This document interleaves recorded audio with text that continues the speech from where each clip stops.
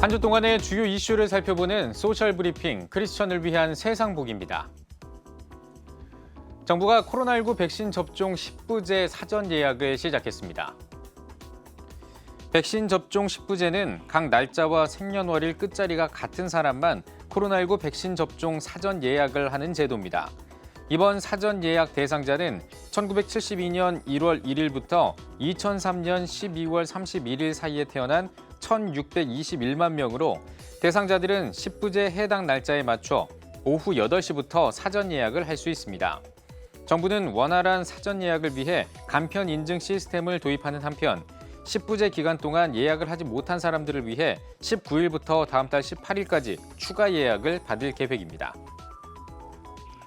부산이 사회적 거리 두기를 4단계로 격상했습니다. 이에 따라 사적 모임은 저녁 6시까지 4명, 6시 이후에는 2명까지만 허용되고 종교시설도 20%까지만 참석을 허용하는데요. 풍선 효과에 따른 감염을 막기 위해 현재 개장하고 있는 해수욕장을 모두 폐장해 외부 관광객 유입을 차단할 계획입니다. 올해 7월 전 세계 산불 규모가 사상 최악의 수준으로 나타났습니다.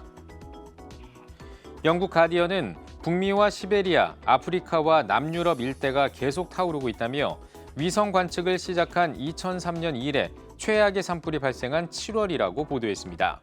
숲과 초원이 불타면서 방출된 탄소도 7월을 기준으로 종전에 세계 최대치였던 2014년보다 약 20% 많은 3억 4,300만 톤으로 사상 최대치를 기록했습니다. 물가가 계속 오르면서 밥상 물가도 치솟고 있습니다. 시금치와 쌀 같은 농축산물 가격 상승률이 2분기에만 약 12%에 달해 1991년 이후 30년 만에 가장 높았습니다. 이에 따라 올해 2분기 밥상 물가는 지난해보다 7.3% 올라 OECD 회원국 가운데 터키와 호주에 이어 세 번째로 높은 수치를 기록했습니다.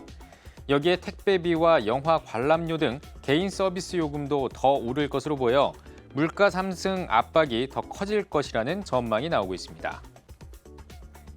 기업 10곳 가운데 6곳이 코로나19 이후 일하는 방식에 변화가 있었다고 응답했습니다. 구인구직 매칭 플랫폼 사람인에 따르면 439개 기업을 대상으로 조사한 결과 60.8%가 일하는 방식이 변화했다고 밝혔습니다. 구체적인 변화로는 대면 회의 대신 메신저나 화상 회의 진행이 43.4%로 가장 높은 순위를 차지했고 재택 등 원격 근무 실시와 온라인 협업 툴 적극 활용이 뒤를 이었습니다. 이 같은 변화에 대해 긍정적이라는 응답이 74.9%로 부정적이라는 답변보다 약 3배가량 많은 것으로 나타났습니다.